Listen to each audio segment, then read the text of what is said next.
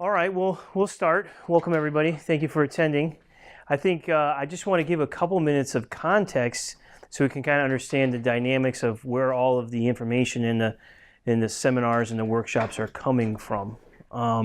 It's not my intention to stand up here and talk the whole time or to go through a PowerPoint of 40 slides with everybody. It's a small discussion, obviously, but I have some slides that might guide us along the way, and I have a worksheet we can work on. So what we did is kind of like, first thing that kind of happened was we sort of put me in charge of this. I don't know how that happened, but we're trying to work out at Goodwin College this idea of developing writing across the curriculum, all right? So, currently we have some writing competencies and we have a lot of good things in place, but we're trying to just kind of, step up our game even more.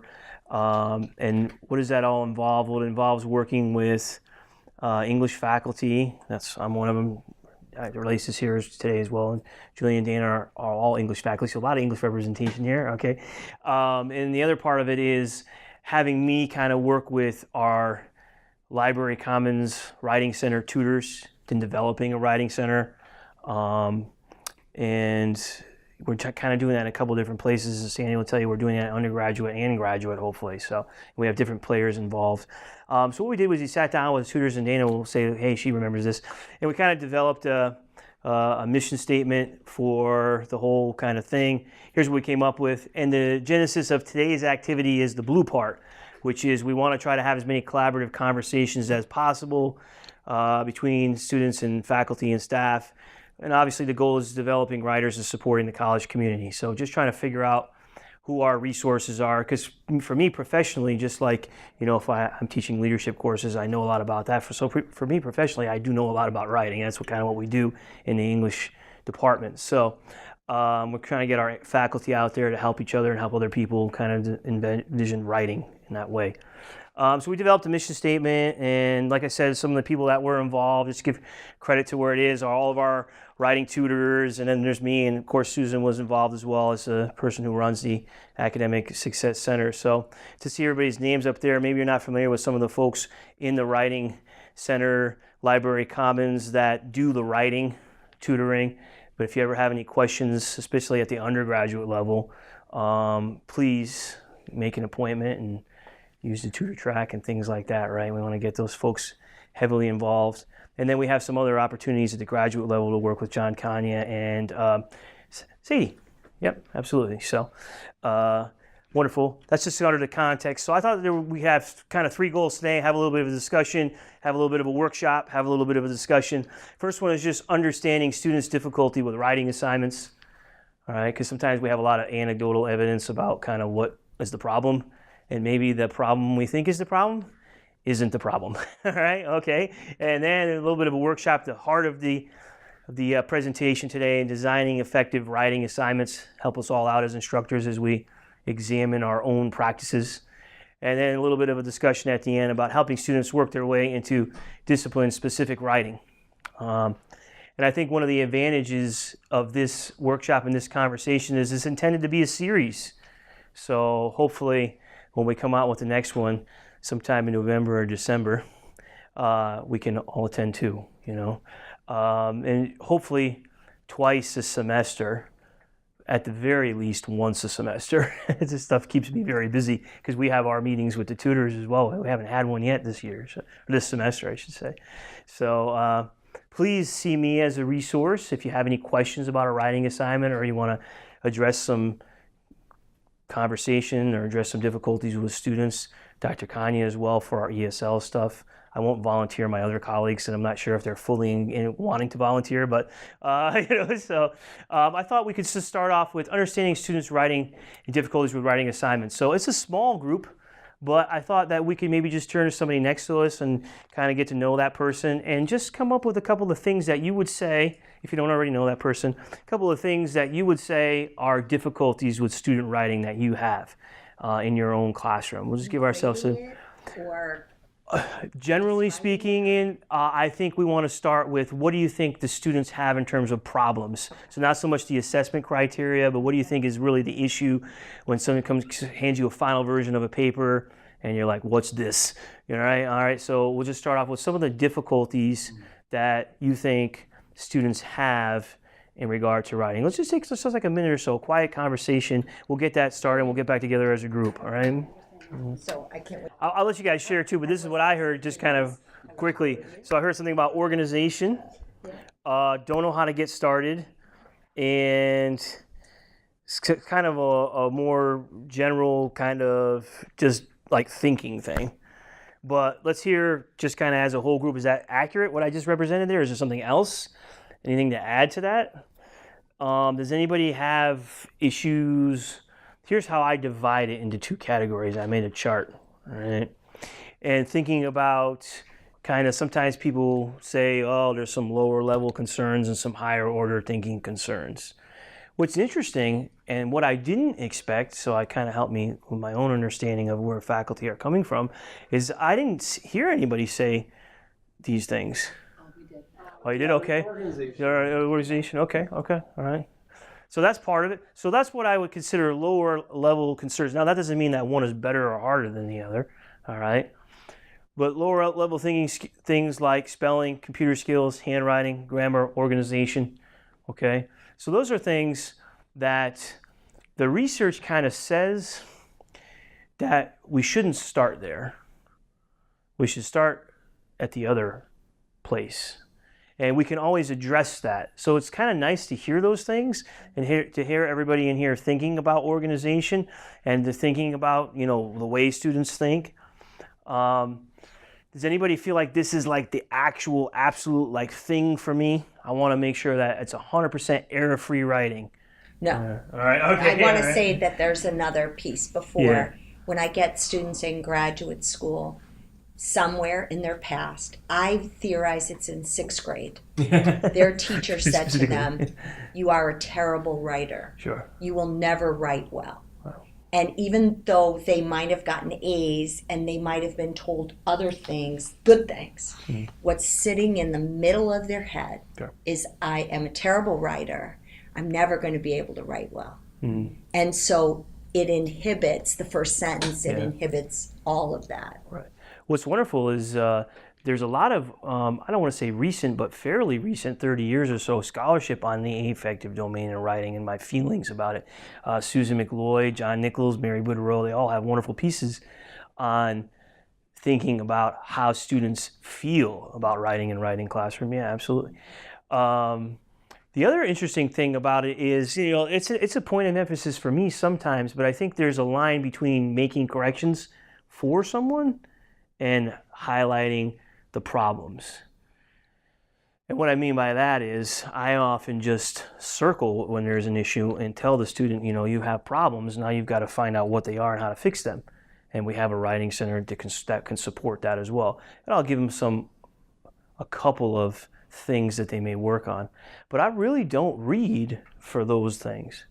Organization, I feel like, might even be one that could be over here a little bit. Yeah, go ahead, Randy. Yeah. I think this is a great way of thinking about like sort of all the different things that you respond to when you're responding to writing. But actually, I thought maybe a third category would be like kind of structural concerns or concerns about like how like writing works, like how to get started, like what Sandy was talking about. What a paragraph is, how a paragraph works, like how to like how sentences like connect to each other, like things, just kind of the nuts and bolts things of like how writing works. And I think that for a lot of students, they just never have like, really thought through those questions about like the, the process of putting thoughts down in like a sequential order of sentences. So like, we know that, and kind of one of the intentions today is to be very outspoken and clear about how we could build those things into our writing assignments, like a process, I can imagine, we're all under time constraints as well, where we might say to ourselves, well, the final draft is doing a final day of class or something like that. We really have to make a more concerned effort to give students an opportunity to develop a process, because I'm not sure if many of them have been exposed to different writing processes. Absolutely, right? Okay. So I started a little bit thinking about that. Now I get over here for a little bit, and this is kind of like the structure, the organization in terms of how arguments are made, how things are written. And if we're really focused on this, we often don't even get here, right? And it's very hard to teach some of those writing skills. So just as a blanket kind of cold question, does anybody have any thoughts about how you would teach a skill like this in writing? It's a tough question. Right. Well, something I do in class, so we have a hybrid, so part of it's online, part of it's in person. But to get to the critical thinking, I have them debate. I have them split sides, and then I give them a topic, and I have one side take the pro, one side take the con, and then build the arguments and try to encourage them to think that way through on the writing. I haven't really made that direct connection back to the writing, but I will do that immediately because I think that's a good way for them to start to build the arguments, hear what the counterpoint is, and then continue to support their argument. Because we were talking about it with the arguments. There doesn't tend to be the fluidness of it. They throw so many different ideas together, and they don't make those arguments strong. In a debate, they almost have to. So it's almost like this is a point we're going to come back to later on. It's almost like a specific kind of writing or genre, right? Yeah. What else? Anything else? The question was, is there any thought you might have how you've tried to teach a skill like this in writing or through writing? It's a hard question. I think asking questions more than delivering information. I mean, I think that when people have to wrestle with an idea, they learn more because they have to actually think about and articulate a response versus shoving information into them like a nice candy dispenser. So maybe asking open-ended questions that students can respond to. All right. What I'm trying to do here is kind of try to get at some things that we think might be part of effective writing assignments without asking that question just quite yet. Well, just something I thought of when you asked that question about how you were trying to ask them to write about their own writing, after they write something and then kind of evaluate what they said and, maybe think of how they would elaborate it or how they would, approach it differently. Developing a process for, self-reflection, It's not just a matter of when the professor says this is terrible or this is great or something like that. What does that actually mean? Why is he or she saying it? Yeah, absolutely. How can they take ideas that they already have as their sort of starting point for other ideas? How can they use writing to do analysis, rather than just putting an idea out there. Put the idea out there and then build on it and take it apart and look at it from different perspectives. Yeah. So this is kind of like the heart of the conversation today. I think some of the things that I thought about and what you guys just kind of just said resonate with what I thought about. So here are my answers to how I teach these things. Examples, more examples, right? Strong, clear verbs, right? Think about the difference between compare, contrast, analyze, summarize, evaluate, what I consider to be clear verbs, and the opposites like consider or think about. Right, and the student's like, well, I thought about it, now I'm all set, right? So, right. Analyze kind of means something like Randy was saying, and then this is an interesting thing I want to have a conversation with you guys about in specific genres of writing because I don't know that. I don't know what the specific genres of writing are for your program. I know that there are some. Right? I'm aware of the concept of genre, so just kind of thinking about that. Did anybody say to a student, well, I would like for you to write a persuasive piece and I have an example of a persuasive piece I want you to read? Is there a relationship in our classrooms between the reading and writing elements? It's just a question to throw out there. That's kind of where we're heading in terms of what I want to show you today. So let's get into the heart of it, into the workshop part of it. Here are the 6 things I identify as parts of an effective writing assignment sheet. All right? And I want to just have a little bit of conversation with this, and then I have a handout for you, and we'll kind of workshop it. I have an opportunity for you to try to develop a writing sheet if you don't already have one based on these criteria. All right? So the first thing is to just directly explain to the student how the assignment meets the course goal or course goals. Right. So they know, they look at the syllabus, they read it, right? So they know kind of where this assignment's coming from and why am I doing it, other than to get a good grade or something like that, right? Explain what their purpose is in writing the assignment, right? So why am I writing this? It's different from the course goal. It's about the actual assignment, not the overall goal. And tell them exactly who you want the target audience to be. You're writing to your classmates, or you're writing to professionals in the field who already know the basic information about this topic. So you can skip ahead, right? You're writing to, you can really do a lot of different examples here, right? You're writing to, mothers, a magazine like Redbook, right? Yeah, or Sports Illustrated. You're writing to people who enjoy sports, right?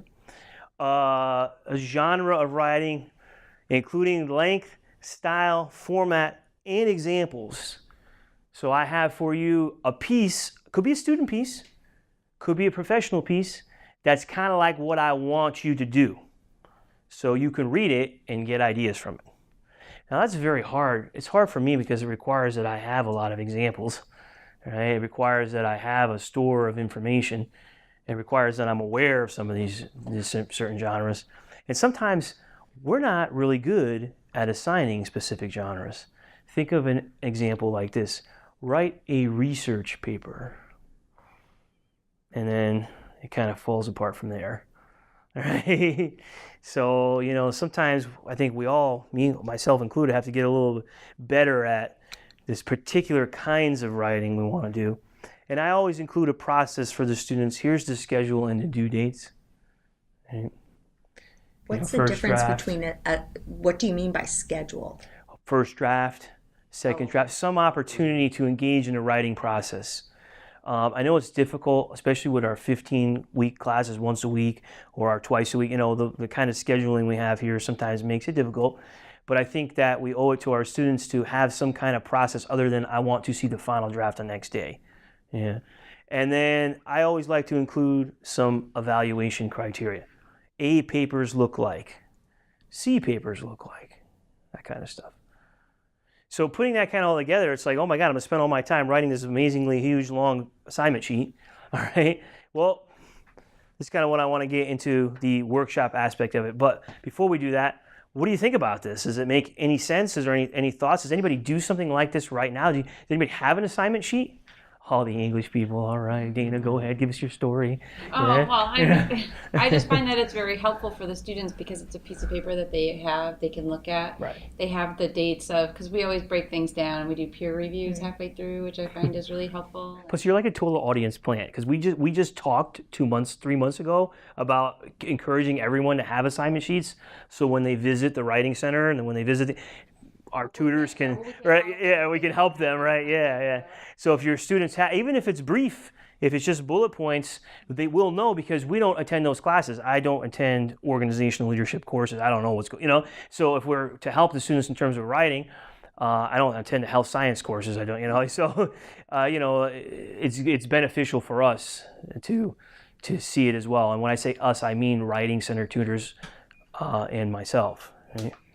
Julie, is something similar? Yeah? Yeah, like today we started our research paper, so they were given 2 models, the rubric, the dates, and then we spent half an hour just looking at how do you choose a topic that's worthy of a research paper. Yeah, so absolutely. To me, doing all of this up front makes my job easier.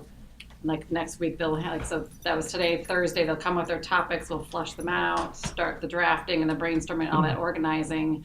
But then I'm seeing the process as they do the assignment. So when they turn that research paper, and I've seen it 3 or 4 times, and we revised it together. Right. So that's why sometimes I worry that I'm too easy because I've kind of held their hands, but I teach the 89 and the 99s. Yeah. But to me, if they've never done a research paper, to just tell them, here you go, how are they going to be successful? Yeah, I think that being clear is a really good element of writing instruction at all levels. So that's how, I think the other thing that I want to point out that I got from what you were saying is for all the instructors in here, it's helpful for us too, because if it's part of a longer process, we don't have to sit down one time and read 300 pages of writing because we've already read multiple drafts, right? Yeah, absolutely.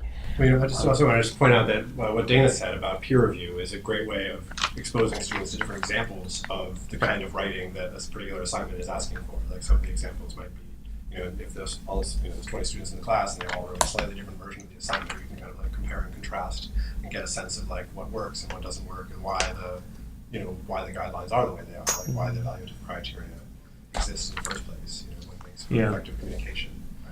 I think, and I think that you can get that in different ways. You can get that through direct talking about it, and you can also get that through looking at an example. Yeah. Right, absolutely, yeah.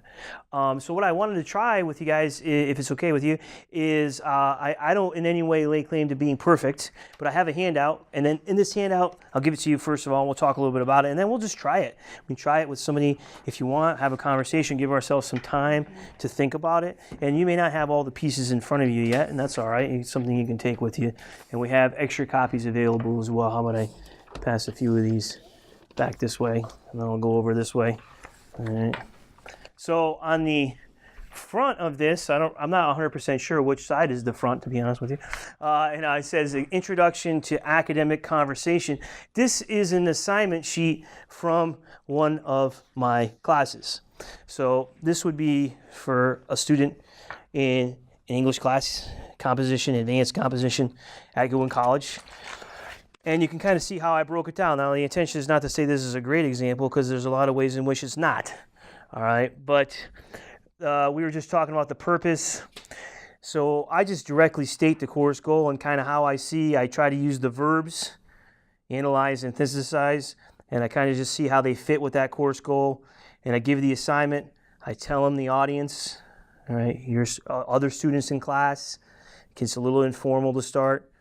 They know some things about writing anxiety, but they don't really know all the technical psychological terms that are used in the article. Right? I tell them that we study some genres in class, like a Time magazine article. It's that kind of writing. I give them some due dates, and I tell them the evaluation criteria. So you have an opportunity to read that. I know some of us are reading it, some of us are skimming it. It's not helpful for me talking over you. All right, give yourself an opportunity to read that. And on the back, what I kind of did, if you like this format, is I just left a bunch of blanks for how you might set that up and fill in the blanks for your own class. So what I wanted to do is just open it up to a kind of an opportunity in 10 or 15 minutes of time here to workshop this idea with somebody else or by yourself for one of your own classes and writing assignments. Now, I'm not saying that you'll be able to fill in every single blank right now, but it'd be great to just kind of see if this works for you or doesn't work for you, or if you don't like it or you like it, just to kind of help us get all on the same page with designing an effective writing assignment in terms of what the assignment sheet looks like. I'm talking a lot. Let's give it a shot, try it out. Is that clear directions somewhat, kind of? You take a class with me? No? All right. All right. So let's, and take advantage of the opportunity if you fill things in if you want, or go off in your own direction, and we'll kind of get back together as a group and see what we have. I may also work with your other, since it's not English class, being able to change these to suit more of the... Which one? Your purpose in writing in blank field of study. So that's what you would be teaching. So in English, and then clear action, you're going to pick your verb from our list on the PowerPoint, right? And then you got to pick, so basically you're explaining to them what it means. Like if you were to say synthesize, you have to explain what synthesize means. So it's the verb from here. Yeah, you got it, absolutely. Does that make sense? I feel like it's totally true. Synthesize a bunch of ideas. Yeah. Synthesize means I have to explain what synthesize is. Yeah, you got to, because I think that's part of the conversation we just had. Like we think students lack critical thinking skills. I'm not sure if that's the thing. I think they just don't know what it is, and we have to explain it. I don't know if they're, and no one's saying that they're stupid or something like that.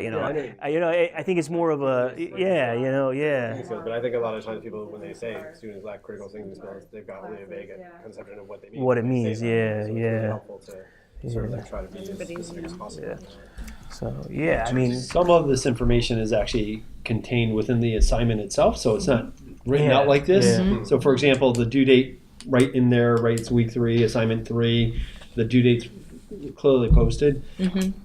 But there are definitely some aspects in here that I really like. For example, in organizational leadership, the business side of it, you can say you're writing to your manager. You're writing to the HR department. You're writing to a client to add that in. So that's a great touch to give them a little more perspective. Well, I think what's an important part of this too is a lot of research they call it authentic writing, and we don't really get a lot of that because really the audience is the instructor a lot of times, and students know that, but they make a lot of assumptions about the audience of instructor.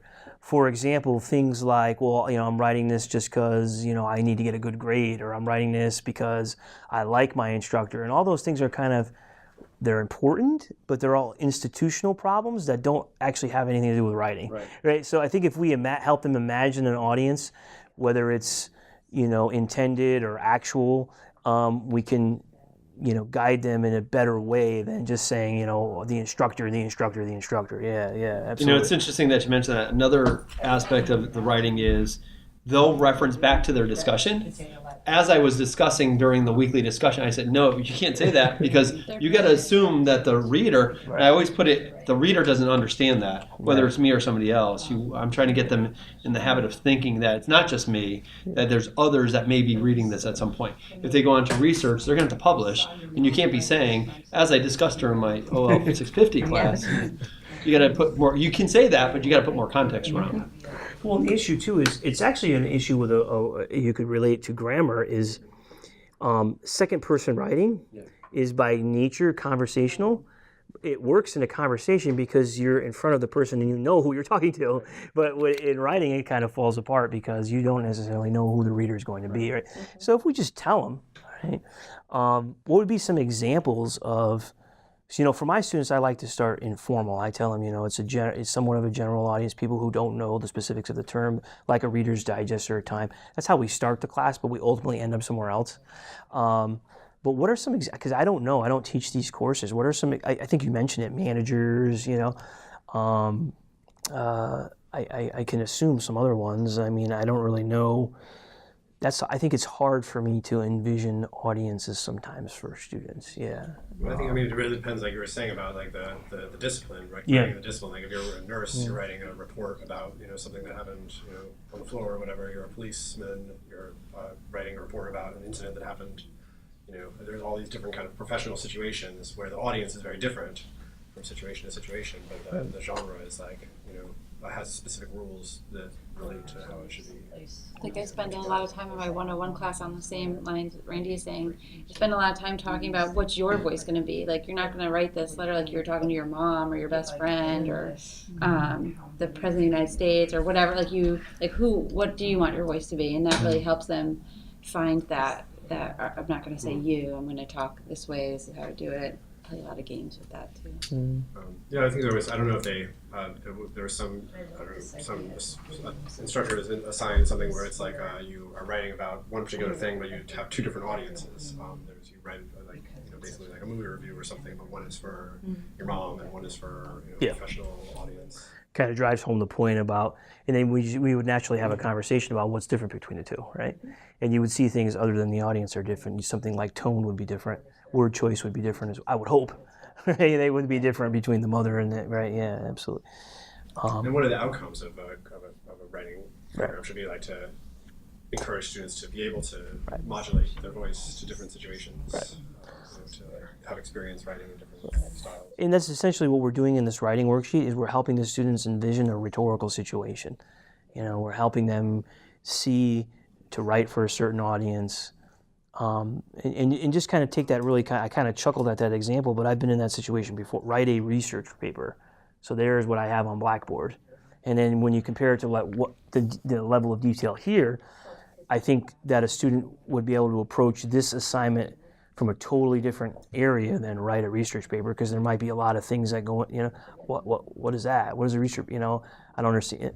And then we get all these questions back. But here, when you say this is what it means to evaluate and you define the verb and you have a specific audience, I think, I think it helps too as an instructor too, because a lot of times I think we have an idea about what we want students to write about, but we don't really have a sense of like what we want, what kind of genre we want them to write in, or like what kind of shape it's going to take, we want them to write about, like the subject matter. Yes. But if you think about, well, it's going to be like a report for a general audience, or it's going to be like a kind of a general interest article, or it's going to be a memo, or something like that. And it makes a big difference in terms of how the student approaches it and their grasp of information and how you evaluate it. Keep conversation going. I'm going to go check over here. So I think we had some wonderful conversations, and they kind of went in a bunch of different directions.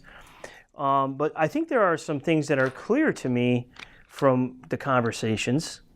And I think one thing that is clear is we have this impression of our students, which is it's a good impression. It comes from a good place. We have experiences with them.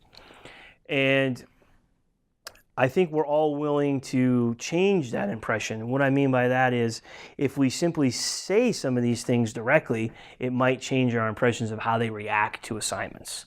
So it seems like there's a willingness to try at least one element from the workshop. And I think what I heard is that a lot of people were like, what you said about audience is actually very interesting. We said that, and I went over there, we said the same thing. And then the other thing that Cindy and Marcy and I were talking about was the genre, the examples thing, and how important that could be for a student. We were talking about lab reports and just providing an example of a lab report, even if it's a fake one, just in terms of formatting, will help a student and will help conversations at the Writing Center as well, because we don't know. We don't know what those things look like. So what I'm trying to do, and if you want to participate in this, that's great, I'm going to follow up, is just trying to get around to all of the disciplines and all of the 5 different academic divisions to see if we can just have some examples of typical assignments on file so we know we can take them out and we can say to a student who comes in at the Writing Center, this is what the paper looks like for, organizational leadership 310 or whatever, Now, I'm not suggesting that we have recent examples or things that are current assignments that someone's going to copy off of, all right? So we got to make sure we're smart about that. But we do need examples. And we need professional examples as well, not just student writing. In the short term, I just want to have a conversation with the instructor about using an example in the assignment. Whether it's one that you just want to provide to your students only and you don't want to go any further outside of your classroom, I think that's the short term. And the long term is, I really would like to supply this as something for the rest of the community. I think that's great. Yeah, absolutely. And the audience part was the other part. Is there anything as a kind of a wrap-up? Did you find, I know there's not enough time, but I hope that you do take the opportunity to maybe fill out some of these blanks, and it's not exactly 100% self-explanatory. I wrote it. It made sense to me, but, right, I tried to consider it. I tried to give different examples.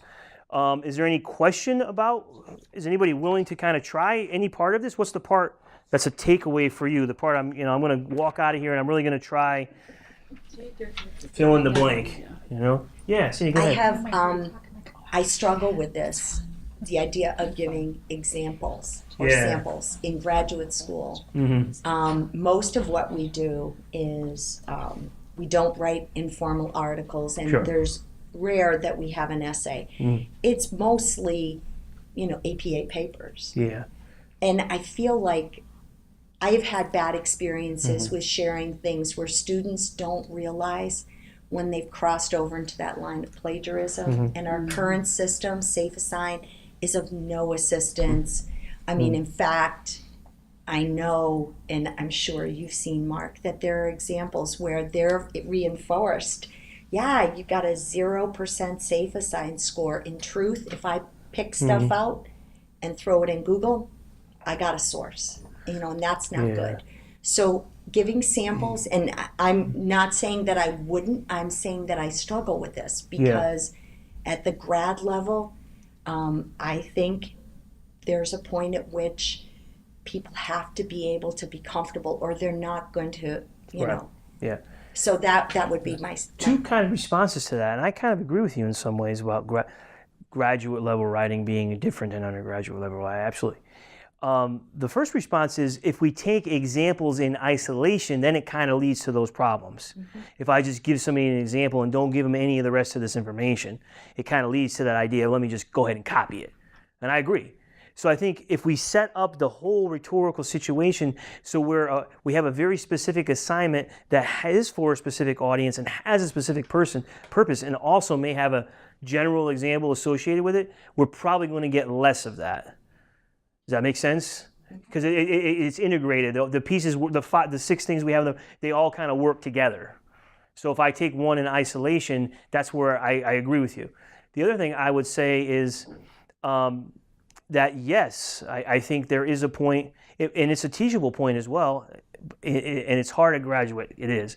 For undergraduate, for us, in the 99 or in the 101, that's kind of a teachable thing. We can say, listen, you copied it. It's clear you copied it. Let's talk about why that's a bad idea, right? So I think as the levels get harder, it gets more sophisticated, but that piece of advice still remains the same, to keep everything integrated and to offer examples in context, and at the same time we can offer student writing examples, because I feel like if the students know it's a student example, they're less likely to copy it than if they know it's something that was an A or something like that. And what I mean by student writing examples, we can offer bad writing examples and talk about why they're bad too, right? So there's a couple of different areas. And I'm not saying I agree with you. Sometimes when I give examples, I get pieces that are directly copied, and then we have to talk about that, right? So. Yeah. I mean, to me, I think providing examples. I think students are just as likely to plagiarize whether you give them examples or not. Right. It's pretty ballsy to plagiarize from the example that you're right. Exactly. Right. So that's a great way of putting it, right? Can we put that on the rubric? Yeah, right. It's really ballsy. If you get some extra like points, you haven't read it, right? Yeah, right. You feel like you got extra ballsy. But at the same time, hopefully giving students examples might empower them to see here's an example. I can do this. This is just I can just follow just write sentences that look like this. I don't have to actually copy and paste it. I can just try to use it to emulate it. Kind of demystifies it a little bit when you can see this is just a matter of putting sentences together in this order, and then you're I think sometimes well, Cindy and I talk about that too. They plagiarize because they don't want to look stupid in front of us. They're worried we're going to think they're dumb. Right. And one of the things when I taught the public health class that I always said is, the reason plagiarism is a problem is because I can't know whether or not you understand the material unless you put it in your own words. And I don't expect it to sound like a professional wrote it.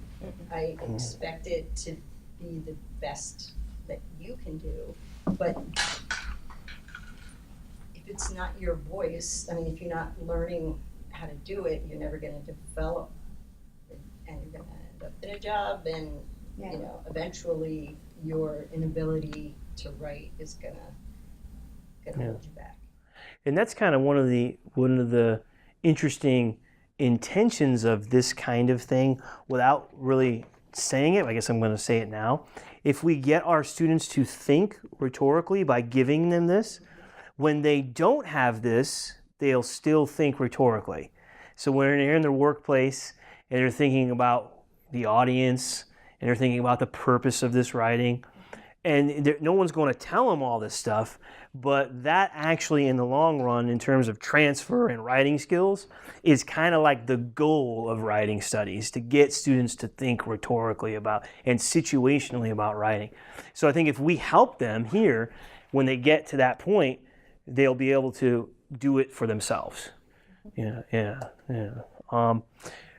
The last thing I kind of just want to say, I know we're kind of running out of time, which is great. It was a wonderful conversation, is the last part, helping students work their way into discipline-specific writing. So professional genre examples, student examples, different things. And I recently adopted this approach, and I wanted to get a couple of thoughts about it. I put 4 or 5 key terms from the discipline that I'm teaching, writing studies, on the syllabus. So I'll put a word like discourse on there and a key term list. And I'll say, we have all these goals, these course objectives. I want you to walk out of here knowing these, but I also just want you to walk out of this classroom with a sense of understanding for what these big ideas in the field are. Right? What's a big idea for organizational, leadership styles or something, right? So we want you to know or be familiar with some of the leadership styles and what they mean. So I'm very clear. I just put that on the syllabus. I say key terms for the class. And that's the language. I think we were talking about language, Mars, just developing that sense of knowing what the words are and also knowing what they mean, right? And being able to apply them, right? Yeah. I want to also consider some secondary readings, if we have any, for kind of quote-unquote giants in the field. For writing studies, I'll ask them to read a Bazell piece or something by Peter Elbow or some John Reynolds material that's more recent. Now, it's very challenging for students to read academic articles written by professionals about writing, but with a lot of coaching and a lot of scaffolding, they can do it. And so they're just aware of what goes on in the field. And Cindy and I were talking about the idea of the scientific method for that lab class for that. And I think that's great. If we had more opportunity to kind of teach them the reasons why these things exist. And the last thing is we just have to give students a lot of opportunities to use the language of the discipline. Right?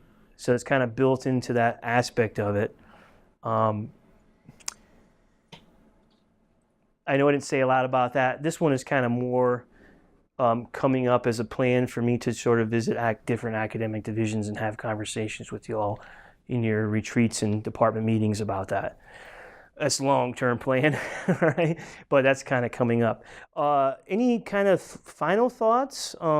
Any feedback? Did you like the presentation? Do you think it could work differently, a different way? You think I can take honest feedback. So, It's really nice to have all the have different departments talking to each other. Yeah, It's we really don't get a nice. lot of sense of that, right? We don't really know what the assignments are. Any final thoughts about the assignment sheet? I loved it. Okay. We used it and I taught at GW. Okay. And one of my mentor professors, her syllabi were like books. And they had all of this written out for every single one of the assignments. And I took my lead from her, and it was so helpful as a student to understand it, and especially that what an A looks like, what a B looks like, what a C looks like, because then that adds in that self-reflection piece of did I do that? Did I do that? Did I do that? And then when a student is advocating, as I was known to do, for a higher grade, right? When I'm like, why didn't I get the A? You know, there was a concrete reason that I could give and concrete reasons she could give back to have that discussion. So I think it elevates the professionalism of the experience for students. So I love that. Well, especially at the graduate level too, where you might run into a lot of cases of, so-and-so's my advisor, and for lack of a better word, like sycophants, you know what I mean? Like, I really love this person, but I don't get to learn anything from, So I think the idea is to just I like the word professional, keep feedback that way, I think is a great idea. And the other idea that I had based off what you were saying is, a lot of people commented, and maybe just comment on it, I tried to keep it to one page, but there's a lot of text. But we were talking a little bit, I kind of mentioned, sometimes I don't know if I say enough, and sometimes I say too much, and then I got to find this area in between. So I would definitely say more to a student in terms of evaluation than I did on that practice sheet, depending on the assignment. Some of us may have a rubric. We have some rubrics we developed in the English department for some writing assignments online and things like that. We use them. And sometimes I don't say a lot. So I think, it's assignment based. I think that particular piece that an A looks like, a B looks like, yeah, that sort of absolutely. thing, I think that might not necessarily belong on every one of your writing assignment sheets, because that could be in the overall syllabus. Yeah. But that all of the other components. But I do like that as an example of, it's tight writing, the spelling is checked, like all of those things that are kind of checkpoints. And I know for me, as when I was a student, being able to check those things off as I went through kept me honest about what kind of effort I was really putting forth. Yeah, absolutely. Anybody else for final comments, thoughts about the exercise, any thoughts about the sheet? Are writing tutors now known as the Library Commons writing teachers? There are so many different names for this. I mean, to be quite honest with you, I've got like ///. I'm just going to throw all the names at you and hope one of them is the one that you like, right? Right. It's supposed. I'm looking at you, Dana, like you got the answers. Academic Success Center. Academic Success Center is still accurate, but it's part of the Library Commons. You have a part of the library. Yeah. So we have to I feel like to mention one means to mention the other. Mm-hmm. And what we're trying to do, and you mentioned GW, which has a lot of money invested in a writing center and has a lot of people they've got hired and things like that. We're trying to build the writing center, but right now, obviously I'm an English professor here, so I've got a lot of work to do just with that. So it's really only, the hours I can give to it. So I think the more we try to refer to it as a writing center, the better off we're going to be in the long run.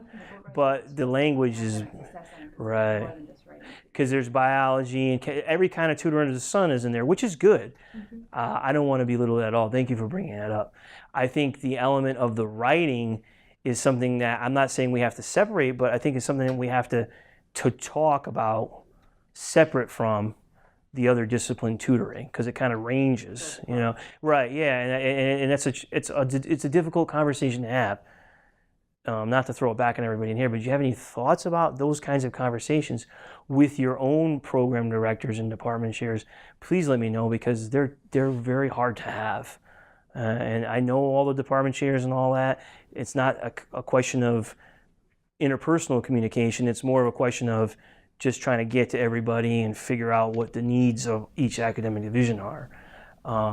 Such a good thought. So are we supposed to, because I've worked with Susan Hansen to get writing tutors. Am I supposed to work with you, Phil? You can as well. What I'm ultimately gonna do is make a lot of promises to you, which I will do. I can promise my own time, Dr. Kanya as well. In addition, I'm gonna work with Susan to get the right people to you. So I think it's a combination, absolutely. I will field any question you have about writing at this point in time. Any question, if you have a question about, you know, so my student went into the Writing Center or the Library Commons or the Academic Success Center, okay? And, you know, she came back with these comments and I have questions about that. Let me know, because if you were to go to Susan on that, she's probably just gonna call me. Yeah. Right, so, our students don't go to the Writing Center. We have people who are. Yeah, you got. So we're sending people over there. Yeah, they do come to the. Sometimes they do. Yeah, and we also send people over there. Right. Okay. Yeah, and we're also saying we're sending over to. So I think Sadie's over there. Yeah, so yes. Because writing specific questions about writing across the curriculum, questions about writing in the disciplines are that's like what I get excited about, just like people get excited about biology and organizational leadership. That's like what we do. So I think it's important to recognize the English faculty on campus, and I would appreciate you sending me those questions. Yeah, absolutely. Okay. And we're sending Dr. Kanya over there as well. So that's, we're very involved in helping, absolutely.